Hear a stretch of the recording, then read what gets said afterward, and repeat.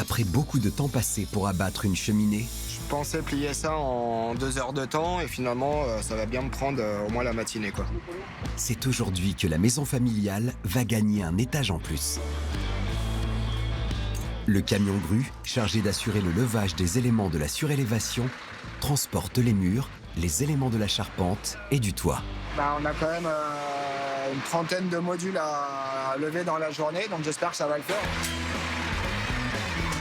Avec un étage entier à monter, il n'y a pas de temps à perdre et le moindre grain de sable peut remettre en question le levage. D'autant que l'arrêté municipal n'autorise le grutage que jusqu'à 18 heures. Le camion se met en place rapidement.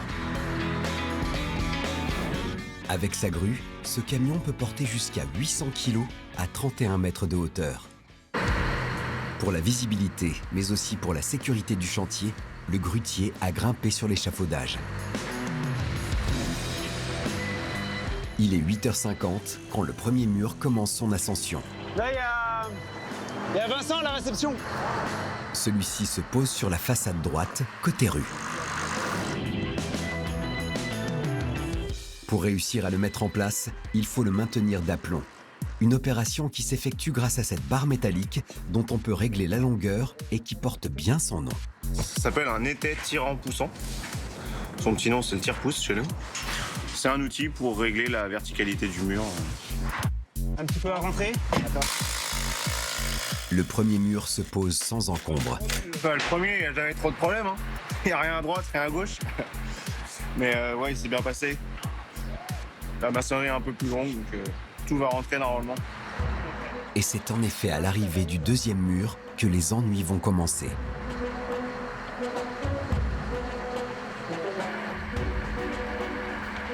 Il est censé se poser sur ce pignon côté cheminée.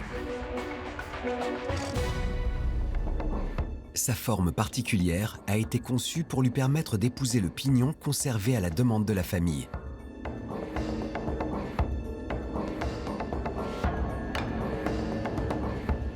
Ouais, non, faut le sortir parce qu'ici, il passera jamais.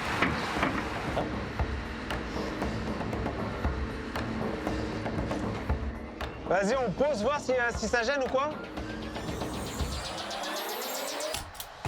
Ah, ça gêne de ouf, ça gêne de ouf.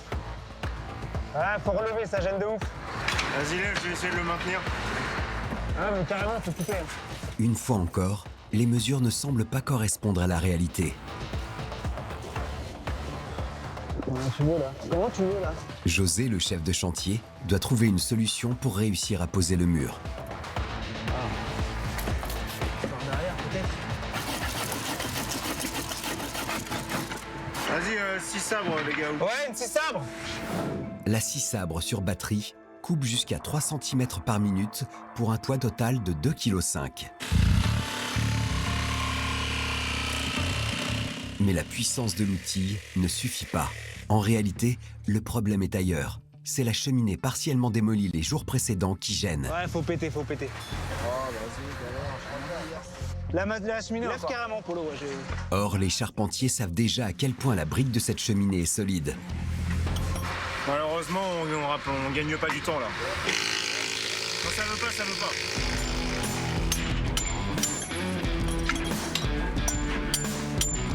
pas. Envoie la sabre. Je vais couper toute la volige là.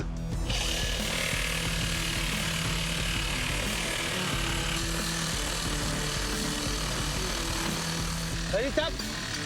C'est finalement à coup de masse et après 1 heure d'effort que le panneau de bois correspondant au pignon trouve enfin sa place.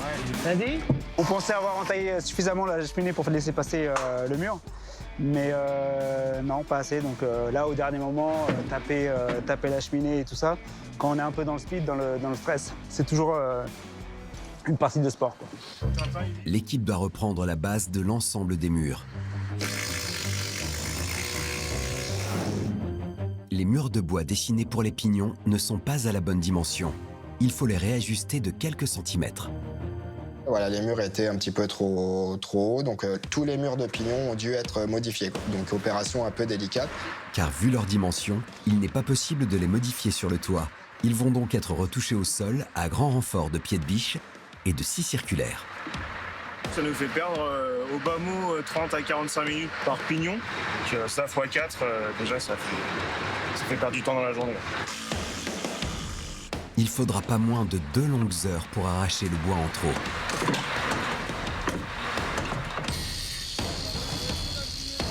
Alors, ça va? C'est dommage d'en arriver là, à retoucher, à recaler, alors qu'on n'aurait pas dû. Mais ça, c'est les aléas du chantier. Il est midi quand le deuxième panneau du pignon prend son envol.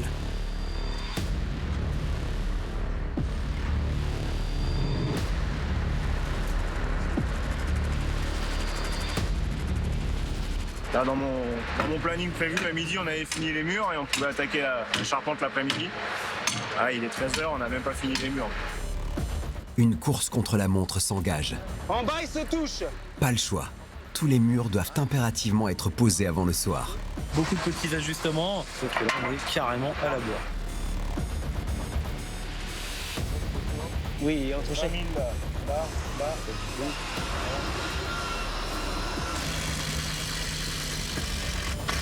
Je pense pas que ce soir on finira à 18h, on va certainement pas pouvoir le faire. En plus, ça nous fait quasiment nuit noire à 18h, donc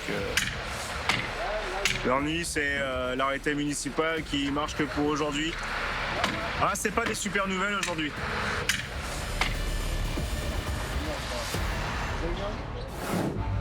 Le toit ne sera pas terminé, mais il faut au moins poser le faîtage avec sa poutre maîtresse. Appelée la panne faîtière, celle-ci mesure 10 mètres de long et pèse 400 kg. Elle se place au sommet de la maison et portera le futur toit. C'est quand même une pièce structurelle qui a son importance, qui a du volume, qui est la pièce maîtresse aussi de ce chantier. Et c'est elle un peu qui va clore la pose des murs, celle qui va structurer un petit peu le tout. Il est 17h20 quand la grue la hisse jusqu'en haut de la maison. S'il faut terminer avant la nuit, la poutre doit être posée du premier coup. Polo, détends un petit poil qui puisse taper. Eh, si tu veux apprendre en longueur, c'est maintenant, après on n'y arrivera pas. Hein. 1 mètre vers moi. 1 mètre. Pour fixer la panne faîtière, il faut que la lamelle en fer rentre dans l'encoche située à sa base. Tout se joue au millimètre près.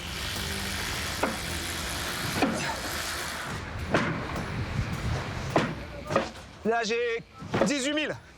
19, 20 000. Dernière vérification, est-ce que la poutre est droite? Merveille. Ah, parfait. La mission est accomplie de justesse. C'est une étape qu'on voulait au moins réaliser aujourd'hui. Les gars l'ont réussi. Et même visuellement, ça apporte une satisfaction, que ce soit pour nous ainsi que pour les clients. Le chantier est loin d'être terminé, mais le plus urgent est d'obtenir une autorisation de levage pour finir le toit. Un défi, quand on sait que le délai est au minimum d'1 mois. Retour dans la région toulousaine, où la maison construite dans les années 2000 a fait peau neuve. Elle dispose désormais d'un étage en plus qui accueillera bientôt les chambres de toute la famille. Les murs ont été montés et la charpente posée. Ne reste plus qu'à installer les tuiles pour terminer le toit. Mais avant de s'attaquer à la couverture du toit, il faut créer un latage, c'est-à-dire un maillage de lattes de bois qui serviront de support à la toiture. Il y a les contre-liteaux, disposés dans le sens de la pente pour ne pas entraver le ruissellement de l'eau. Et par-dessus viennent les liteaux sur lesquels se caleront les tuiles. Mais pas de chance, la pluie interdit le travail sur le toit. Il est trop glissant. À la première éclaircie, 3 charpentiers prennent le risque de remonter. Il faut rattraper le retard et commencer la couverture au plus vite. La météo est pas favorable du tout, donc on a le vent, la pluie, le froid. Ça va être une journée assez compliquée. Voilà, on est obligé de faire avec et d'avancer le mieux qu'on peut. Les contre-liteaux seront finalement fixés juste avant la fin de la journée, ce qui devrait permettre, pluie ou pas, de poser les tuiles dès le lendemain. Ce matin, un camion grue chargé de palettes de bois a été garé au pied de la maison. Il va servir à récupérer les tuiles de l'ancien toit qui se trouve désormais protégé sous la bâche du nouvel étage. Posées il y a moins de 10 ans, les tuiles n'iront pas à la benne. Elles vont être récupérées et constituer la nouvelle toiture. On ne va pas aller jeter de la terre cuite où il y a eu des fours qui ont travaillé avec du gaz, avec de l'électricité, d'accord, et dépenser tout ça une deuxième fois. Mais le plus compliqué reste la récupération des tuiles. Il faut réussir à envoyer et réceptionner ces morceaux de terre cuite de presque 3 kilos. Putain.